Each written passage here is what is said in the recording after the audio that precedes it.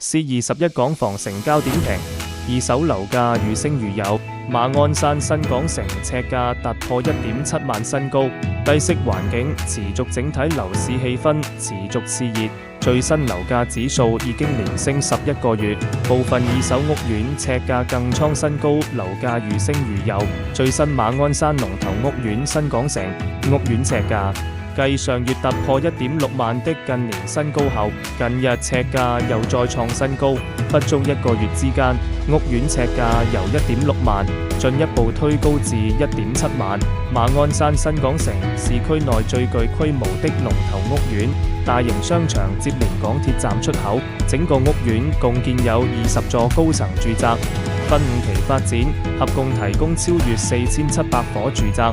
雖然樓齡已達30年，仍然是區內交投最暢旺的龍頭屋苑。最新成交為屋苑4期，2座高層2室，實用面積338平方尺，足2房間隔，坐向西北望馬鞍山海景。單位原叫價610萬，最終業主減價25萬，減幅4.1%。近日獲買家以585萬完成接。實用面積尺價高達17308，創屋苑自2023年8月以來的近3年高位。原業主於2013年6月以418萬購入上址，持貨13年至今沽售，帳面獲利167萬離場。單位期內售價顯著升值40%。以上香港地產最新訊息，由世紀21香港 C2UHK 提供。